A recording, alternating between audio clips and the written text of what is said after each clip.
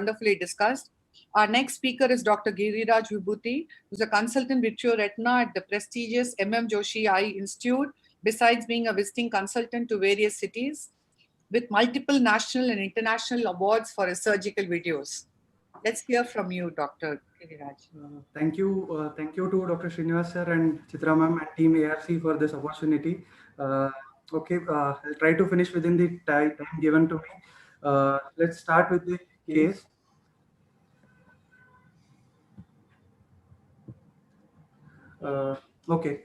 This Mr. AB, who presented to us, who is a 65-year-old gentleman, a shopkeeper from Hubli, who presented to us with complaints of diminution of vision, which he noticed since last 1 month. According to him, he was apparently normal till 1 month when he developed diminution of vision in his left eye, which he noticed suddenly, and it was painless, progressed over last month, and it worsened since last 1 week. Patient hasn't consulted any doctor prior to this. He didn't have any similar complaints in the past. There is no similar complaint in his other eye, no history of trauma or no history of using thick glasses. As we are presenting a retina case, the history of thick glasses becomes more important. No history of flashes or floaters, no history of headache, and no history of COVID-related illness. This has become important in current times. Patient is recently diagnosed hypertensive. He was started on antihypertensives just 15 days before. He is not a diabetic, not on any prolonged medications. Personal history, sleep, appetite is normal, bowel and bladder habits are regular, no addictions, and family history is not significant. General examination was normal. He was moderately built and nourished, well oriented. Pulse was 82 beats per minute, regular and rhythmic. His BP, as he is recently diagnosed hypertensive, still it was 170 by 90 millimeters of mercury in sitting position. No pickle, and systemic examination was normal. Coming to ocular examination, starting with head posture, facial symmetry, and ocular movements, they were fully normal. And conventionally, I'll mention the right eye findings first. His uncorrected visual acuity was 6 by 36, which was improving till 6 by 12 with refractive correction. Adnexa, conjunctiva, cornea were normal. Iris was normal. Coming to the important features of the left eye, his visual acuity was 2 by 36, which was not improving. Cornea, adnexa, conjunctiva were normal. Again, I want to concentrate on iris. There was no NVI. It was normal in pattern. Pupil was round, regular, and there was no RAPD in this case. Lens showed nuclear sclerosis, grade 2 cataract.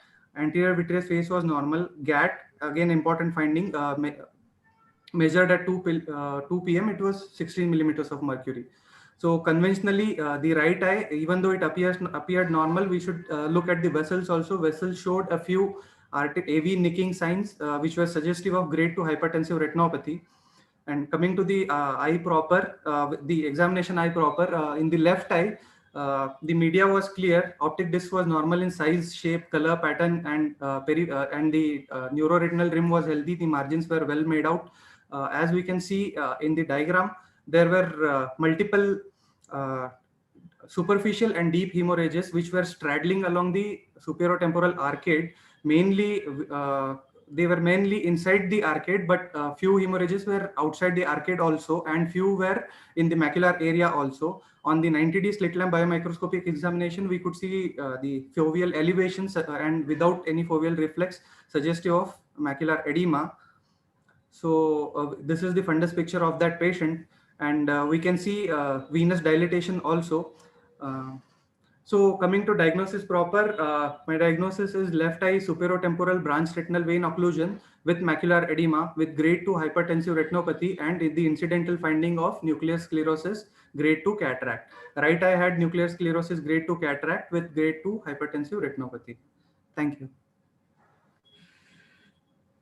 Nice presentation, very nice. Thank you, Dr. Giriraj, for quickly presenting a case of BRVO. I now request Dr. Lalit Verma sir to please moderate the case. Excellent, Vibhuti. You have just presented like a resident, although you are a consultant, I know. That's the beauty of your presentation. I would not be able to add much, but except that, once I'm talking of hemorrhages, I may tell that it's predominantly superficial hemorrhages and the numbers also, because sometimes the number of hemorrhages may give a clue to the ischemic process going on. And I would also mention there are no soft exudates there because soft exudate again will reflect ischemia. And I would also say the horizontal raphe is respected.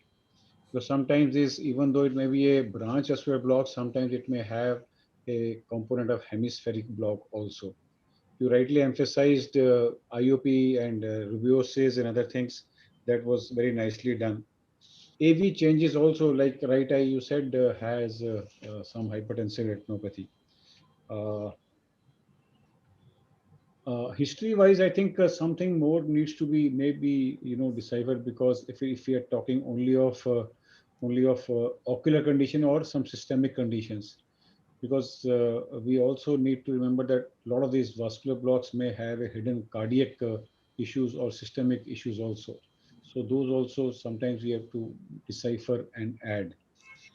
And also, if somebody, if some JR junior is presenting history of any investigations done in the past or treatment history, because a lot of people nowadays jump to injections as soon as they see any macular pathology or any vascular pathology in the eye. So we do, sometimes you can tailor the examiner to ask questions into anti-VEGFs of this also. So like he hasn't received any injection in the past, or a lot of these vascular blocks, specifically BRVOs and small vessel blocks, may be just a single finding, which may be detected only on closure of one eye if they are not hampering vision too much. Otherwise, excellent job done, and from the residency point of view. But investigations are very important, because one vascular event in the eye means vascular event in the body has to be ruled out, which may be cardiac. You have to somebody has to tell, some cerebrovascular, some people have to tell it does not have any history of this, so that examiner knows that you are aware that vascular event in the eye means it could have correlation with the autoimmune disease, brain disease, or giant cell arteritis. Sometimes over the age of 50, 60, people may, although more commonly as central CRVO, but sometimes any vascular block can present. So sometimes BRVO can convert to CRVO also. Thank you. Thank you, Lalit sir, for nicely spelling out a few more points which the examiner or might ask and the student have to answer. Jatinder Singh, we have 1 more minute. You want to add? I think all the cases which have been presented, I mean, BRVO and diabetic retinopathy especially, one important history that is there is, as Dr. Verma said, about this history of taking injections. So the history that should be history of any treatment should be in significant detail. That is the number of injections taken, the time gap between the injections given in each eye, if it is given bilaterally, and following the injection, was there any improvement or not? Time since the last injection, and probably a clue to what injection has been used. Even just the cost, sometimes the patient doesn't know the name of the injection. Just the cost of the injection, though it's quite variable based on different cities, that itself can give a clue to what injection has been used and whether it was changed to give an indication whether the treatment was the patient condition was responding to treatment or not. The non-responsive edema, again, you need to look out into other history, that is uncontrolled hypertension, nephropathy, as sir has already mentioned. In addition, history of using glitazones, thiazolidinediones, drug history, that also should be probed into. And I think more important is to recognize whether the patient's condition is just a usual, easily treatable kind of condition or a difficult case scenario that has to be brought out from the history, and then later on from the corroborated with the examination. Any history of laser done, because BRVOs normally a lot of people, after a couple of injections add laser also, just to minimize the number of injections. What I was trying to say is you can tailor your description or verbal whatever you are presenting, so as to tell the examiner that you have asked investigations, treatment, any angiograms he's carrying, or they are carrying some pictures of OCT. That will make the job easier. So otherwise, wonderful job done, Giriraj.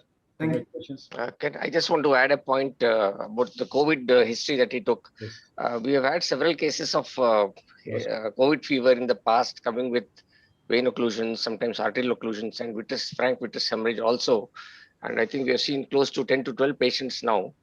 I think it's important and relevant in the present scenario to take a history of COVID fever in all these venous occlusions Yes. or arterial occlusions. Rightly pointed out. Thank you, sir. Exactly. Thank you. And Dr. Giriraj, one more point, Dr. Dr. Joshi, Thank you, one Lalit point. sir. Can I highlight one more point? I think that Yeah, yeah. description that whether the hemorrhages are respecting a particular quadrant has to be emphasized. If the hemorrhages are not limited to a particular quadrant or a particular geographical location, horizontal raphe, then the history of other things. I mean, even a patient with young branch vein occlusion, you have to look into other history also. Branch retinal artery occlusion can be associated with Susac syndrome, and those kind of things also may need to be probed into that. Thank you. Thank you, sir. That was a very good